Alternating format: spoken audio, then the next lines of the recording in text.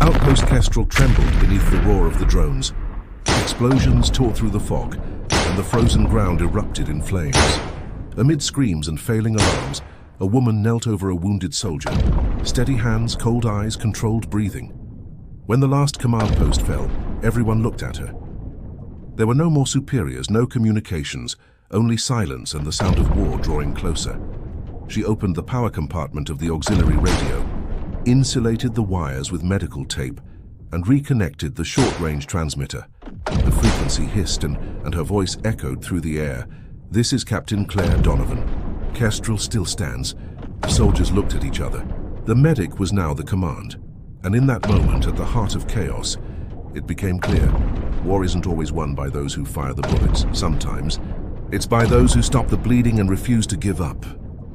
The wind howled like a blade, hurling shards of snow against the reinforced windows of Outpost Kestrel, a forgotten forward base buried deep within the frozen mountains.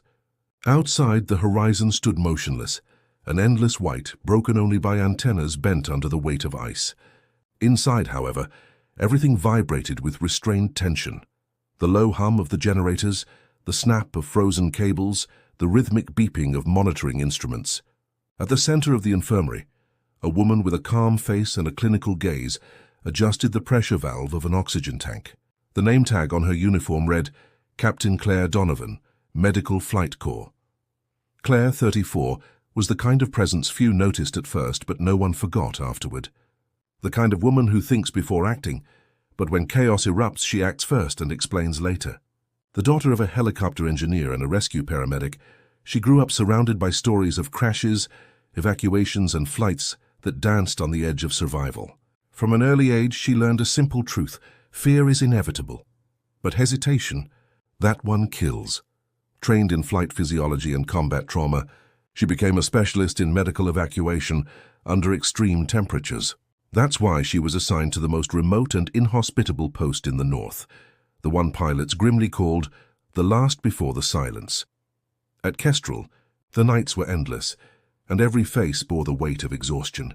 Claire spent hours in the lab, calibrating oxygen sensors and testing the limits of the evacuation drones. She believed that technical preparation was the antidote to chaos, and chaos in that region never slept. Still, many at the base questioned her purpose there. A doctor with pilot insignia. Nice to look at, useless in the field, some officers whispered. Claire didn't respond. She preferred to work in silence, her hands steady as she handled equipment while others argued over rank and glory. The extreme cold demanded precision. The smallest mistake could cost a life. Claire knew that better than anyone. Every frozen plasma bag, every ampule of adrenaline was checked as if it were ammunition. Detail was her form of defiance. And in that near-mechanical routine, there was a strange serenity, until the morning when the silence seemed to change its tone. In the control room, the secondary radar operator noticed something unusual. A cluster of anomalous echoes to the west of the mountain range. Small, fast, irregular, probably atmospheric interference, the commander muttered without looking up from his report. Claire, who was covering the night shift, stepped closer. The screen displayed tiny pulsing lights, grouped in an asymmetric pattern. It wasn't interference, it was coordinated movement. She said nothing. She just looked out through the window at the blurred horizon. The wind had shifted, and anyone who's lived in a frontier base knows the wind is the first to warn. A chill ran through her spine. Not fear, but instinct. The kind of feeling that precedes collapse. As the commander ended his shift and the technicians rotated out, Claire remained still, her eyes fixed on the distant shapes moving beneath the fog. She grabbed her handheld radio, tested the frequency, only static. She pulled up her hood and took a slow breath. The icy air burned her lungs. Outside, the horizon's white began to distort into streaks of grey. Something was coming, fast, organized, and no one seemed to notice. No one imagined that on that day the medic would become the first line of command between chaos and silence. The attack began before dawn. First came the sound, a deep, distant hum that vibrated as if the entire air itself was about to tear apart. Then flashes of light in the fog. Small incandescent points crossed the pale sky in silence, until the first impact shook the ground of Kestrel. The explosion hit the northern sector. The walls trembled, The infirmary ceiling cracked open, and the floor turned into a wave of dust and shrapnel. Claire was thrown against the nearest stretcher. A soldier fell on top of her unconscious. For a moment, there was only the muffled sound of dripping blood and the electric hiss of a burned-out radio. The second impact came seconds later, straight into the medical shelter. Bottles of frozen plasma shattered like glass. Claire staggered to her feet, covered in dust, and dragged the wounded soldier under a metal table. The emergency alarm started to blare, intermittent, mixing with the screams of the survivors. Communications post compromised. Repeat, comms are down. A voice echoed over the radio before dissolving into static noise. In the hallway, a series of smaller detonations announced the collapse of the power grid. The lights flickered, and the automatic systems shut down one by one. When Claire stepped out of the infirmary, the cold from outside rushed in, carrying snow and smoke. In the command center, chaos reigned. Commander Blake lay on the floor, a deep wound in his abdomen. The second-in-command tried to stop the bleeding, but his hands were shaking. He was badly wounded too. Claire knelt without thinking. The metallic smell of blood mixed with the stinging scent of burned ozone. "Press here," she ordered firmly. "I need O-negative plasma and thermal packs." The lieutenant beside her hesitated. "Captain, the commander, he's unconscious." With the communications post destroyed and all external channels cut off, Outpost Kestrel was isolated. The primary radar had failed, leaving only the auxiliary thermal cameras, blurry images showing silhouettes moving quickly through the fog. A swarm of tactical drones, Claire thought fast.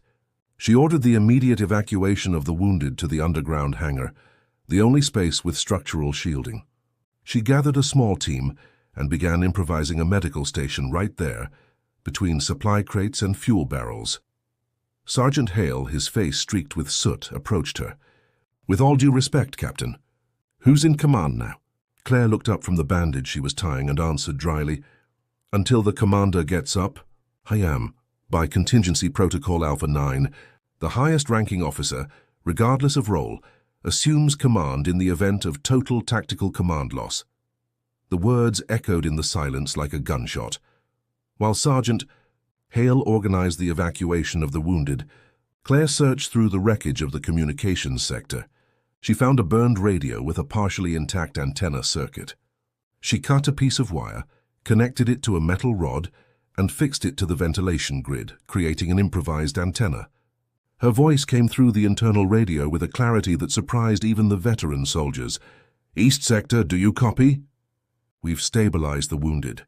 Fall back and hold your position." "I repeat, hold your position." The sound of static gave way to a brief reply. There were still people alive. In less than 15 minutes, she coordinated the manual refueling of surveillance drones and repositioned the automated defense turrets. It wasn't a conventional tactic. It was pure survival. Outside, the white of dawn was stained black with smoke, and as the wind cut through the wreckage of the base, the medic, now the commander, moved between fire and ice, turning instinct into strategy. She had no combat command experience, but that day no one seemed more clear-headed than her. The silence that followed the first hours of the attack wasn't peace. It was the sound of the base dying slowly. Kestrel's structure was in ruins, twisted watchtowers, disabled drones, and corridors filled with smoke. Outside, the snow had turned grey. Inside, the air smelled of burned metal and fear. Claire walked among the wounded, the radio clipped to her vest, her gaze cold and precise. The improvised report was devastating. 40% of the base destroyed, the rest operating purely on willpower. Yet she didn't give in to despair. She breathed deeply, measuring every second, every decision. The enemy had broken through the southern flank. Through the remaining thermal cameras, she saw silhouettes advancing in tactical formation, too precise to be ordinary insurgents. They were professionals, and they had come to finish the job. Claire gathered what was left of the medical staff and flight technicians. In less than 10 minutes, she reorganized them into 3 small squads, no longer medics, but light combat teams. She modified the evacuation drones to create thermal decoys, configuring them to simulate human movement in the devastated zones. The plan was simple and dangerous: confuse enemy sensors and force them to split their assault. While she adjusted the last drone, Sergeant Hale approached. "They're using our own flares to bait responses. Every time someone tries to evacuate, they fire." Claire frowned. Fake signal flares. A dirty trick, but a revealing one. She saw the pattern. The enemy was waiting for a reaction. They wanted a counterattack. So she did the unthinkable. She traced a line along the mountain ridge on the thermal map and murmured, "We'll channel the attack through the northern corridor." Hale's eyes widened. "But there's no cover there." "Exactly." The idea was risky. Turn the most vulnerable point of the base into a controlled kill zone. Using the decoy drones and the few remaining auto-turrets, she would stage a false retreat, luring the enemy into the only corridor still intact, narrow, surrounded by rock. Perfect choke point. Bravo team, fall back 20 meters. Delta, stabilize the wounded and wait for my signal. Her voice was steady, almost cold, but every order carried surgical precision. When the offensive began, Claire didn't stay behind the screens. She grabbed an M4 rifle, fastened her helmet, and climbed the shattered stairs of the medical wing. The wind sliced across her face like blades, the temperature dropping to 22 below zero. Ahead, the mountains echoed explosions. Each flash illuminated the terrain for a single second, and in that second, she read the battlefield like a vital monitor. The first enemy group entered the corridor. Claire waited until the last decoy drone exploded, then gave the command. "Now!" The reprogrammed auto-turrets fired in sequence, sweeping the corridor with deadly precision. The impact shook the ground. Fragments of rock and snow burst into the air.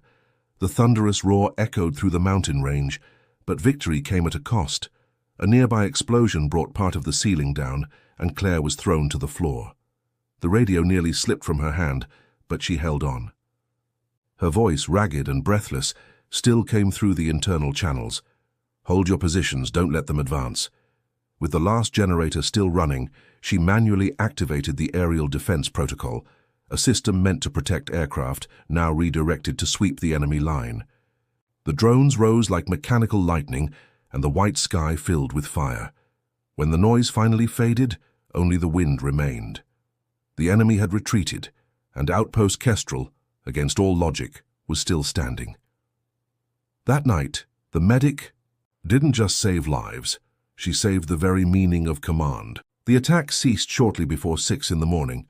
The wind once again swept freely across Kestrel's frozen slopes, carrying with it the bittersweet scent of smoke and frozen blood. The sun tried to pierce through the grey veil of clouds, but the light seemed to hesitate, as if it too respected the morning that hung over the mountain. For 5 hours, that forgotten outpost on the map had become the center of a silent war. And now, in the absolute cold of the aftermath, the only sounds that remained were the crack of ice beneath boots and the distant hum of the surviving generators. Claire sat at the edge of the underground hangar, her rifle resting beside her, her gloves stained with dried blood. Before her lay a line of bodies covered with thermal blankets. Behind her, the survivors, exhausted, wounded but alive, 62 in total, 62 out of 87. When the rescue helicopters finally appeared, the roar of their rotors brought a bitter relief. The first to step down was an inspection officer, clipboard in hand, eyes stern. "Who was in command during the attack?" he asked. Claire stood up, adjusted the holster at her belt, took a deep breath and answered firmly, "Captain Claire Donovan, Field Medical Officer. I assumed interim command after the neutralization of the commanding officer and XO. I coordinated evacuation, perimeter defense, and contingency communications. Preliminary report ready for delivery." The officer observed her in silence for a few seconds before nodding. "Understood, Captain." "Your decision saved more than 60 lives." She simply gave a slight nod, not seeking approval. She knew that in the reports things rarely appeared as they truly were. In the days that followed, Outpost Kestrel was decommissioned. The ashes were swept away by the snow, and the wreckage collected as classified material. The final document described the event as a coordinated defensive action under unidentified command, to be a bureaucratic way of saying that chaos had defeated. Protocol, no commendations, no names. But the stories that survive in silence are the ones that echo the longest. In the weeks that followed, The soldiers who had been at Kestrel began wearing a discreet symbol sewn onto their uniforms. The medical emblem crossed by a single diagonal line through the ice. It was a silent code, a remembrance, a gesture of loyalty to the one who led them when everything was falling apart. Claire was reassigned to the main medical unit. She returned to her routine of checkups, reports, and air evacuations as if nothing had happened. But at night, when the turbines went silent and the base fell still, she always came back to the same thought. Fear was never the enemy. Hesitation was. She still woke sometimes to the distant echo of explosions, the crackle of a burned-out radio, the memory of voices calling for direction. But there was one thing no one could take away, the knowledge that for one single night, courage and clarity had been enough to change the fate of a war. At the memorial, no names were engraved, only a simple metal plaque covered in ice, and etched into it a short phrase handwritten by some anonymous soldier. At Kestrel there were no generals. There was only courage, and a doctor who reminded everyone that sometimes a scalpel cuts deeper than any order. Thank you for watching until the end. See you in the next video, where every mission tells a story.